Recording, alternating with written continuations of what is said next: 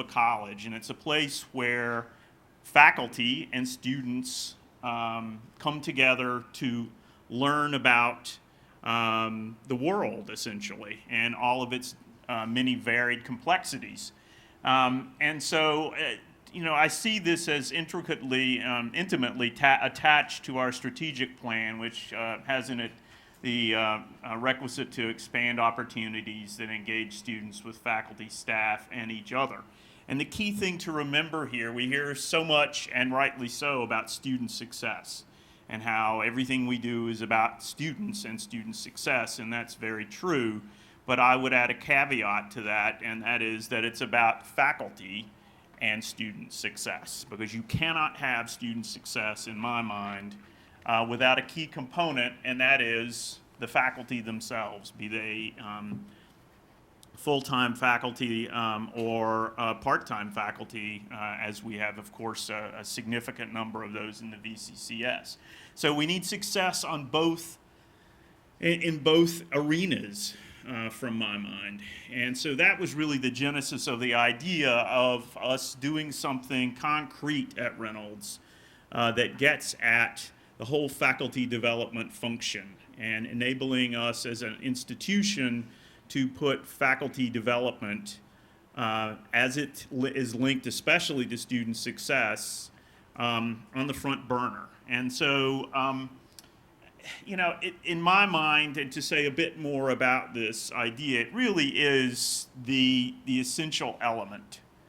I think that while our colleagues in student affairs do have great responsibilities, and we have responsibility on the faculty side, the academic side of the house, to work with them very closely in terms of engendering student success, I think that the faculty are the ones who are there on a daily basis. They're in the classroom every day with these faculty or with these students. They're online with the students every day. They serve as advisors for them. It's really that much like an independent variable, if you will. It's the thing that the impetus behind what motivates our students to engage, which is one of the reasons we're calling this center a Center for Faculty Engagement. It's engagement within their own faculty ranks, it's an engagement with the institution, but most of all, it's engagement with their students. And of course, when we talk about success, we, in a very specific manner, we're talking about really progression, retention, completion, the whole completion by design rubric. I think that, our thinking on faculty and student success and the components of what a center would encompass focused on pedagogy primarily. And we're, if you went to, either to Dr. McClenny's talk at lunch or to Dr. Fink's talk this morning, what he talked about in particular was the idea of pedagogy as something that has really been swept under the rug, perhaps, for too many decades within the higher education sector. And that we don't really look at pedagogy aside from maybe being a teaching assistant if you're in a PhD program.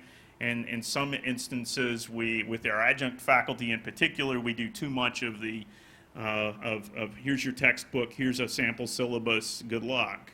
And I mean, that's the sort of thing that I think we must steer away from to the extent possible. And as I'll say in just a minute, that means that you're going to have to assess, reassess, and redistribute some of your budget.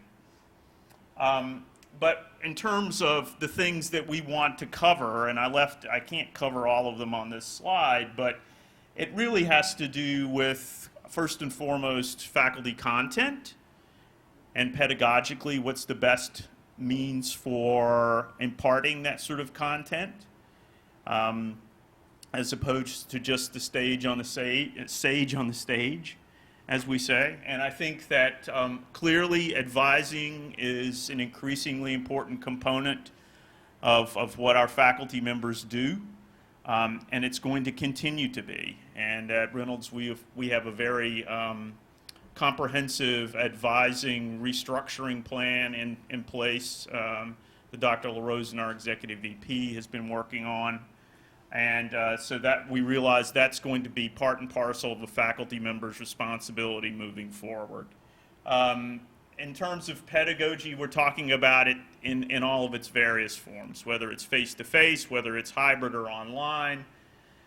In terms of how do you engender critical, what I call contextual thinking, to be able to draw, like good English majors, to draw those connections between ideas. Big ideas, small ideas, see how the two dovetail. And also creative thinking, for that matter. And the expectation that so many of our millennials have that they are indeed entrepreneurs at heart, and they want to be that. If you ask them what they want to do, a large percentage of them will say they want to open their own business.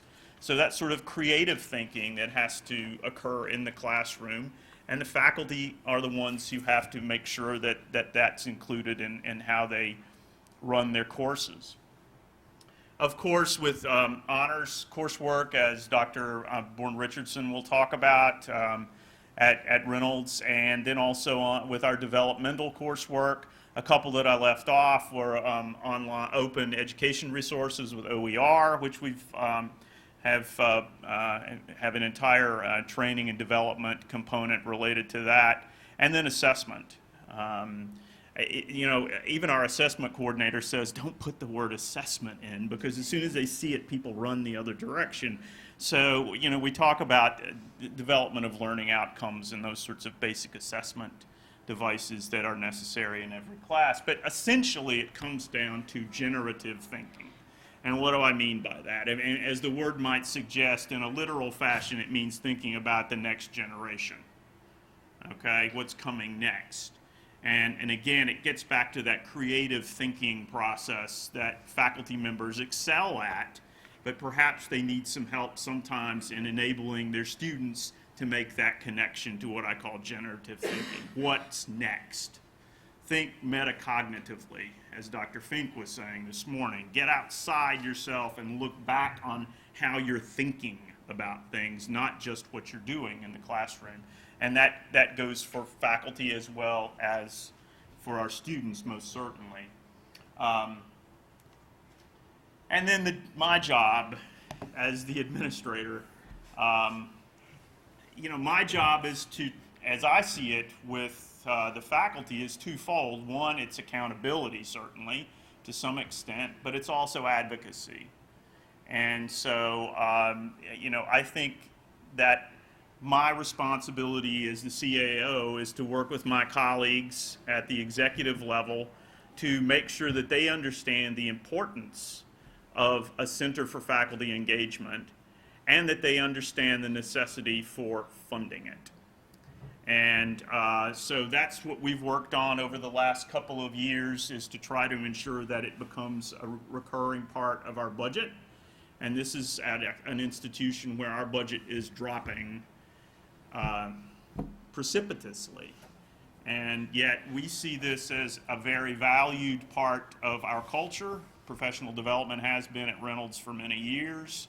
And we want to retain that, and we also see it as a very important part of reinventing ourselves as we move forward and dealing with that sea change that Dr. McClenny talked about at lunch. So this is important for us, and so we have been able to provide the support to get this off the ground. We're in year 2 right now. Dr. Hashmi is full-time, allocated to the Center for Faculty Engagement. And we also have some part-time help as well. So we're maybe getting close to the 0.5 of our total budget that Dr. Fink suggested we at least allocate for this sort of thing. But we're just starting, and we want to grow this to become something that is the focus area, the focal point for faculty development within the college.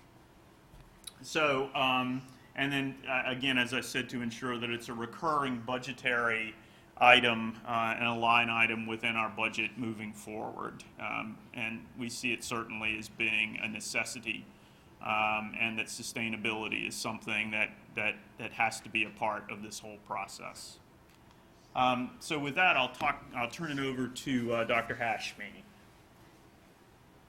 Thank you, Dr. Loope. And I just want to say and reinforce what Dr. Loope was saying, that it is so critical to have that senior level executive support for an entity such as the Center for Faculty Engagement. So I'm very, very gratified that Dr. Janine LaRosen, who's our Executive Vice President, and Dr. Loope have been both quite firmly behind the idea of establishing a center such as this so that we can give our faculty the full support and resources that they need.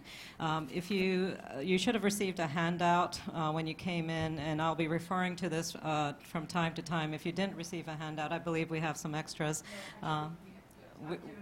I'm sorry, we're out, but if you didn't receive one and would like a PDF copy, I can email that to you after the session. But I'll be referring to it from time to time, and it's just some of the strategies and the implementation actually that we have used at Reynolds, and I wanted to share that so that if you're interested and want to implement it, we've done it at a fairly low cost budget, and there are a lot of resources that any institution can put into place that requires no funding really, but just the goodness of your own people's heart, and never underestimate the goodness of VCCS faculty. They will always step up to the plate when they're asked to do so. Our first beginning point, of course, with the center was to make sure that we had a clear mission statement, that we had a clear vision for where we wanted to go. And the mission statement emphasizes that our focus is on developing faculty so that they can, in turn, develop and support students. So student learning, student support, student progress, student retention, all of those are elemental parts of the mission statement.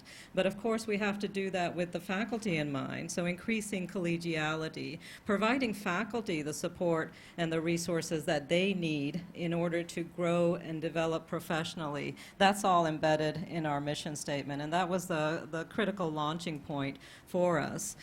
Today I'm going to cover some of the core activities of the CFE, the Center for Faculty Engagement at Reynolds, and I'll just quickly highlight what we've been doing.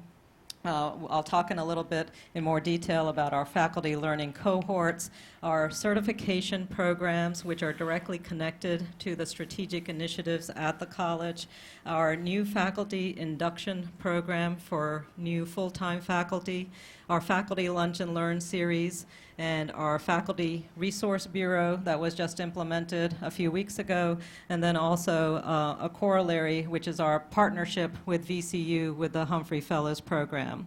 Now, all of these initiatives are supported by an advisory committee that is composed of full-time faculty, adjunct faculty, and some key administrators. So we have a governance, a guidance, and Dr. Loope, of course, is directly responsible.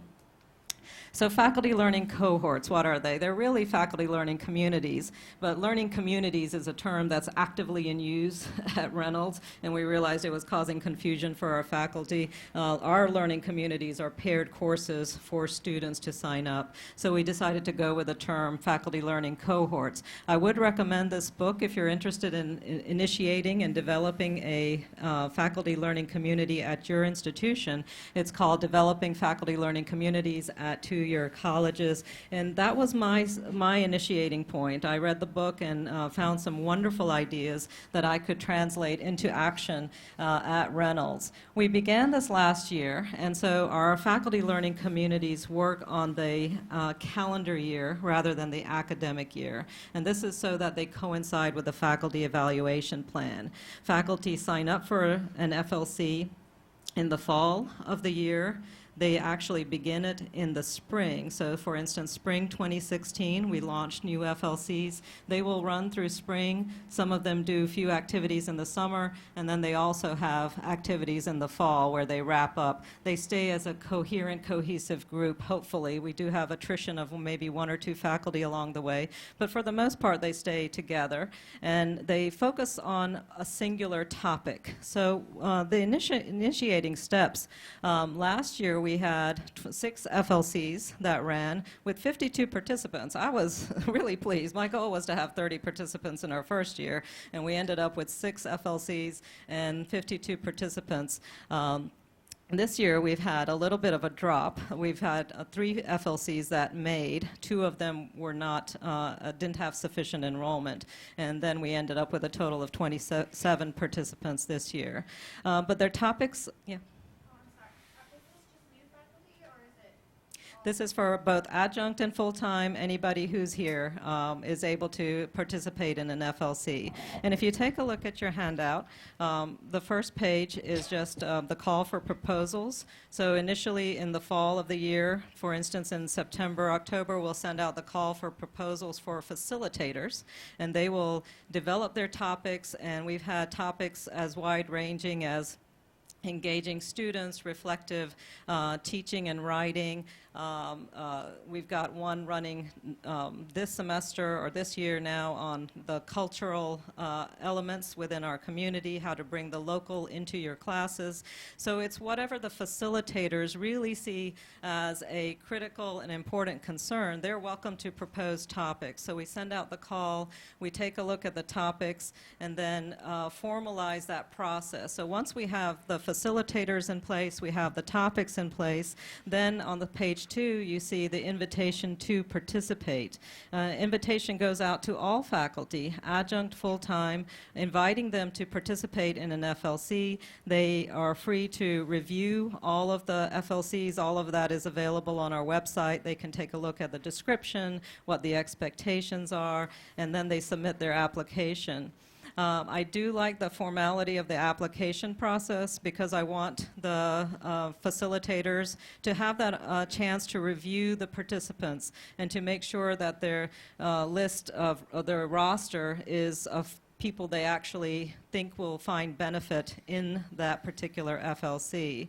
Nobody's been rejected from an FLC so far, but for instance, if a facilitator says that I really want to work with science faculty, we've got one FLC running this time on STEM student success, how to advise and work with students for STEM student success. So if that's the topic of the FLC, and then someone from music, let's say John Negri, for instance, decides he wants to take it, it's not going to be a good fit. So we have an application process, and the facilitators get to review and accept who are going to be in the particular FLC. So we provide just some sample language. If you are thinking about instituting an FLC, this is one avenue that can be quickly adapted at your institution. So the steps, as I mentioned, we place the call, we select the FLC topics and the facilitators.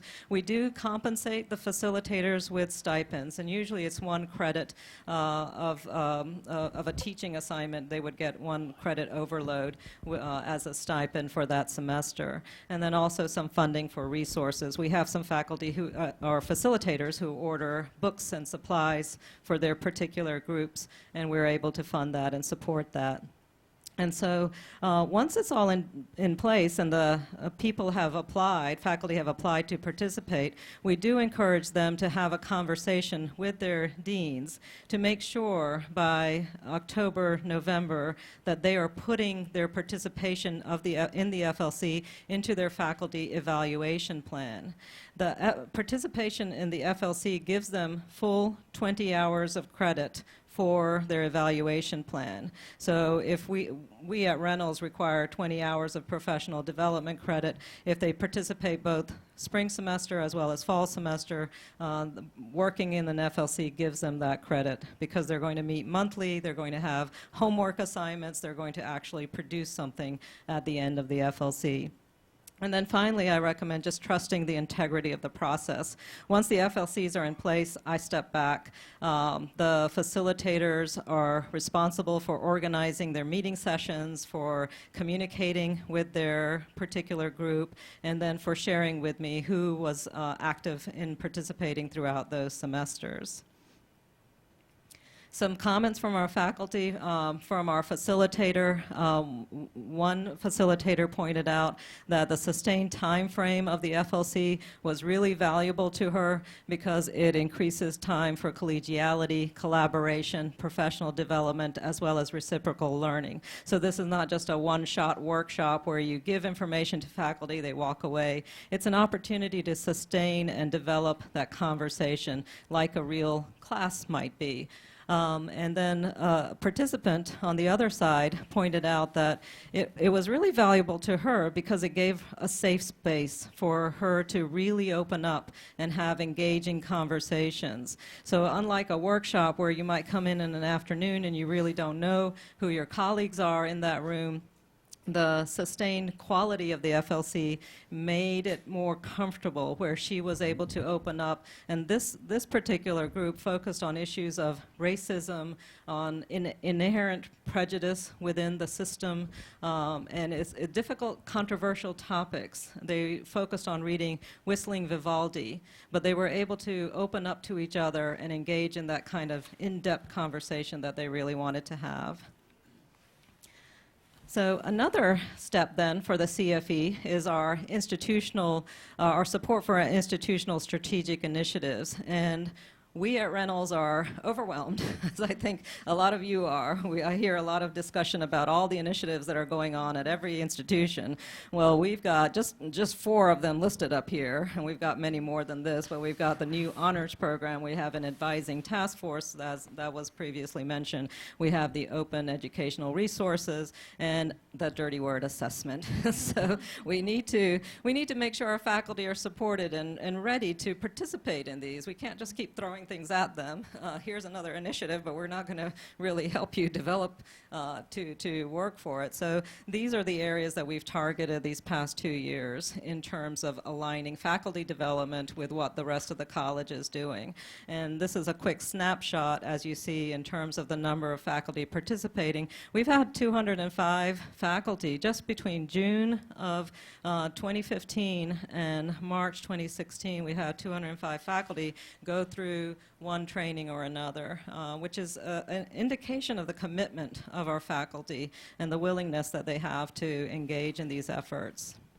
These programs in particular are built on certification, on the ideas of certification.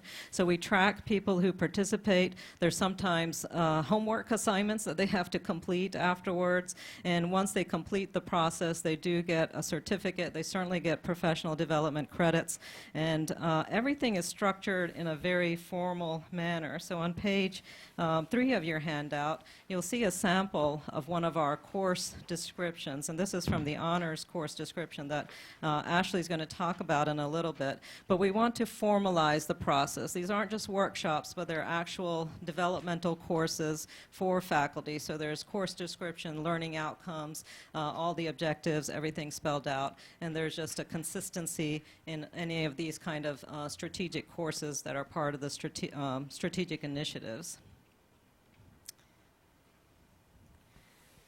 Then the new faculty induction, that is something that we've been building for the past 2 years, really, on our existing mentoring program. We've always had a new faculty mentoring program for our new full-time faculty, and Dr. Loope asked that we take that program and carry it forward through the entire academic year. So again, this idea of sustaining development rather than just giving it piecemeal or in informal settings. And so our new faculty mentoring program is helping to feed into what we've developed as the new faculty induction. Why call it induction rather than orientation? I was talking to a colleague of mine whose specialization is in education, and he said you really are not just orienting faculty. What you're doing ideally is that you're inducting them into the community, into the culture of the college. And I like that idea, that expression. So we've shifted our focus to calling it an induction rather than an orientation. Last year when we ran the new faculty induction, we really focused on topics that were exciting to us, like critical thinking and assessment and all these big buzzwords that we were constantly hearing at the college. And then at the very end of the year, I met one-on-one with our new faculty and said, tell me what your experience was like with the orientation. And that was really interesting. They said, well, it was good, but I don't need to be focused on these big theoretical ideas right now as a new faculty member. I felt overwhelmed. Overall, they all consistently said, focus on the fundamentals. Let us know what's necessary for me to be a functioning member of this college.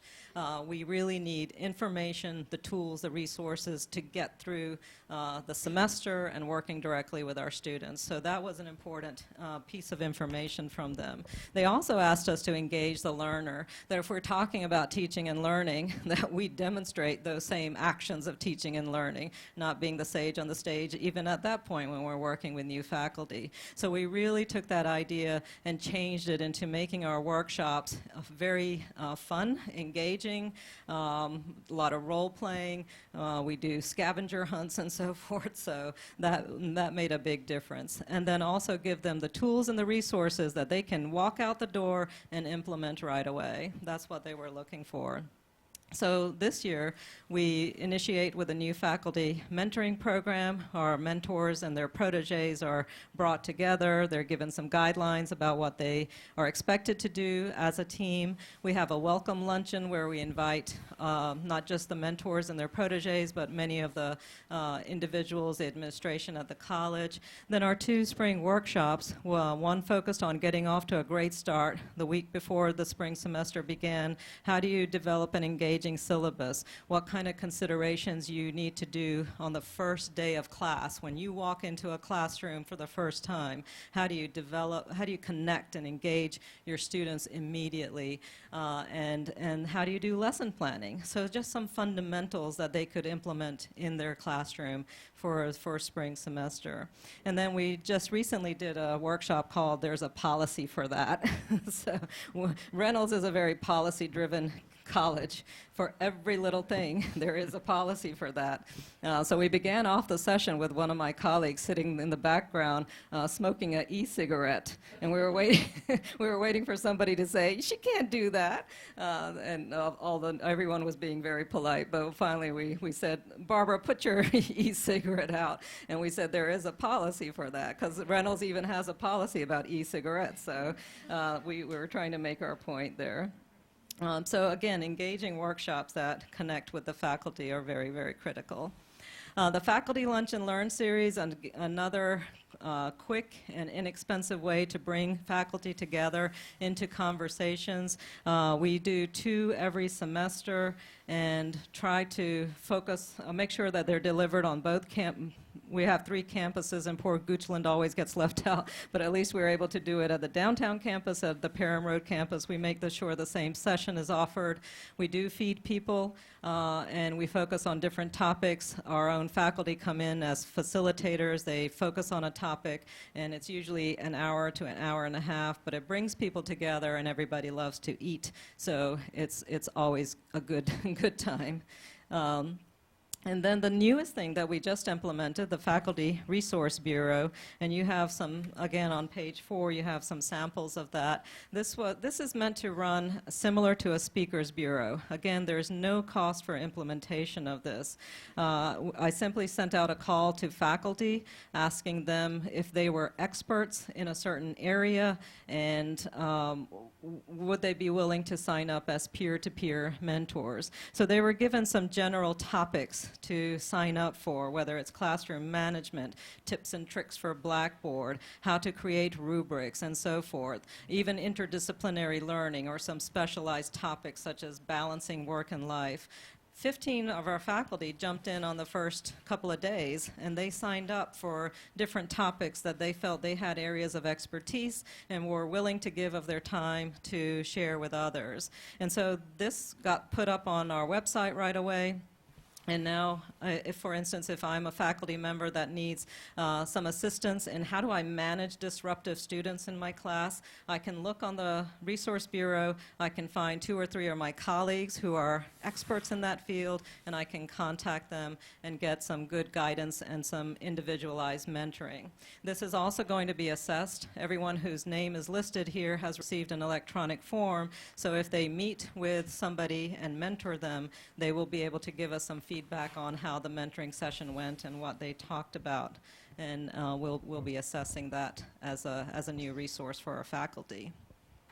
And just to summarize then some additional efforts that we have, as I mentioned, the CFE is is the liaison partner with VCU's Hubert Humphrey Fellowship Program. The Humphrey Fellows are part of the Fulbright Fellowship, sponsored by the U.S. State Department. VCU hosts them. They're the host campus, and Reynolds now is the associate campus partner to VCU. What's really nice about that is that these are 12 to 13 top-notch international scholars, researchers, experts that are available to our students. So our faculty are welcome to invite them to come as speakers to our classroom. We have active participation from our faculty. They often bring them into their classroom to talk on a variety of topics.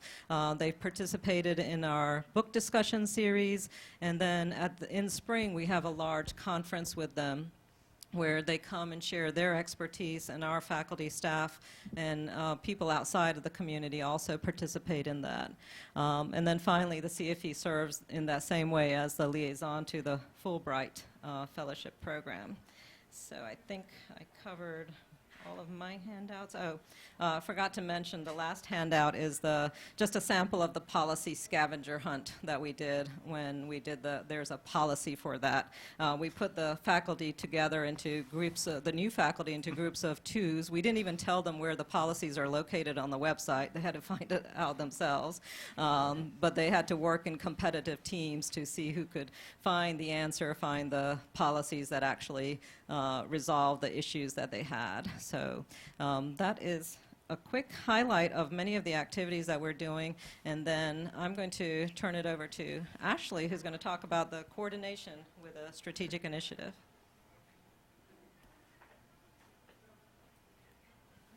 Thank you, Dr. Hashmi. Thank you all again for being here late in the afternoon. I'm Ashley Bourne-Richardson, and I've been working on a new initiative for Reynolds, along with many other wonderful people, our honors program, and Spring 16 was our pilot semester.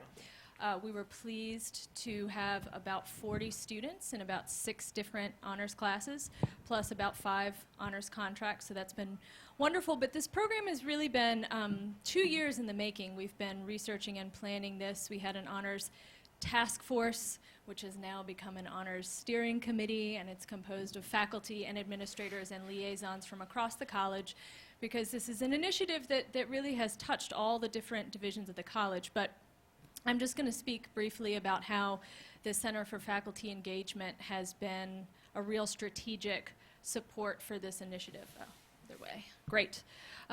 So when the honors task force started researching honors and best practices and how to put together an honors program, certainly faculty and faculty development were one of the major issues that we wanted to consider. And we had to think about a number of targeted goals. First of all, how are we going to create an effective and consistent system for delivering professional development to our faculty? We have some faculty who are already familiar with honors because of their work at different institutions or because they had participated in an honors program in their own educational backgrounds. But we have many faculty who are not familiar, so we needed to be able to introduce them to honors education and the best practices in honors. We also wanted quality control over our honors classes. We wanted to make sure that if we were advertising them as honors and we were advertising them as adhering to a particular curriculum, we wanted to make sure that that was actually happening. One of the things that the task force found in its research and in speaking to colleagues in other honors programs was that some honors programs and colleges do have issues with quality control and making sure that the professors who apply to teach honors classes and to design honors classes are actually designing them along those consistent high quality lines of what an honors class is supposed to be. So all of those things were of concern to us. And of course we also wanted to find a way to encourage faculty collaboration among those faculty who would be teaching honors classes and allow them to help each other use the tremendous expertise that we had at hand to develop these courses. So those were our goals. Working with the Center for Faculty Engagement, we were able to come up with a system to certify faculty to be ready to teach honors. And so what we came up with were a series of 2 workshops, Honors 101 and 102, that all faculty would need to take to be certified to teach honors. And these, of course, are open to full-time and adjunct faculty. We wanted everybody to be a part of this. We wanted everybody to be able to participate. So Honors 101, just in brief, is a workshop that would sort of introduce participants to honors education, what it means at the college level, best practices in honors education and course design, and then a little bit about what we had planned for honors at Reynolds. We designed a specific curriculum around some of the basic foundational elements of honors. In particular, we wanted to focus on critical thinking, reading, and writing, on interdisciplinary approaches, on independent research instruction, making sure our students were comfortable with research since that was such a key element, and finally student engagement and participation. So those were our 4 elements. The Honors 102 workshop is a more in-depth look at those 4 elements. So over the course of this 2-workshop sequence, faculty are introduced to these concepts. We talk about what honors means at Reynolds. We collaborate together, and faculty work to design proposal and assignments for their honors classes. And so these workshops end up creating a foundation for certification. Dr. Hashmi and I will be working together along with other members of the Honors Task Force to work on planning a 2nd level of courses that would certify some faculty as senior honors instructors, and then they would get more and more involved in the process and continue developing in teaching honors is our plan. So just briefly to try to recap the most important elements in which the CFE has been a real strategic support for honors. First of all is just the collaborative exercise in creating and researching these workshops. Not only has Dr. Hashmi been able to help the task force in planning the workshops and providing a consistent platform, but she's also been able to reach out to other faculty with areas of expertise that go along with what we were teaching out, and eventually we plan to go out and ask for other speakers as well outside of the college and bring in other experts to help us as we continue developing honors classes. So the collaboration is really key. Logistical support, organizing, planning these workshops, publicizing them is a job in and of itself, and so that's something else that's been really key that the center has been able to take over. And going along with that, the centralized record keeping. The CFE has provided an organized system by which we can track which faculty have participated, where they are in the process, and we can provide that information to deans and program heads who are trying to schedule, who will teach honors classes from semester to semester. Ensuring consistent delivery and presentation of our curricular goals. That was another thing that we really wanted to make sure that faculty were provided with consistent information across the board from semester to semester as they went through these workshops. And the center has really helped us to sort of centralize all of that information. So you can see that the center has really provided a tremendous amount of critical support for this initiative in a number of different areas. So, thank you. I think our time is almost up, so I'm going to turn it back over to Dr. Hashmi. Yeah, I think we may have time just for one question. I'm sorry. So, anyone who would like to pose a question, has a question, observation? We have rendered them into silence, I think. But if anybody is interested in just chatting afterwards, we'd be happy. Done. Yeah. Please wait for your mic. Yeah. Well, now I'm important, right? I had a quick question. The faculty that provide the sessions, do they also receive the professional development credit? And so for that particular semester or year, then their contribution, their professional development is actually providing the lecture rather than attending lectures. Is that correct? Yeah, we have a policy in place for any faculty that if they are facilitating or presenting, they get double the professional development credit. So if I led a 1-hour session, I would get 2 hours of professional development credit. And that's Dr. Corliss Woodson and Dr. Maria Poindexter have implemented that process, so we stay with the same process. Yeah. Well, thank you so much for presenting this particular program to us. I'm sure it is thought-provoking, and thank you all for coming. I didn't stick to my own time, I'm sorry. It's okay, I went on for about 5 minutes or so. Thank you so much for supporting that.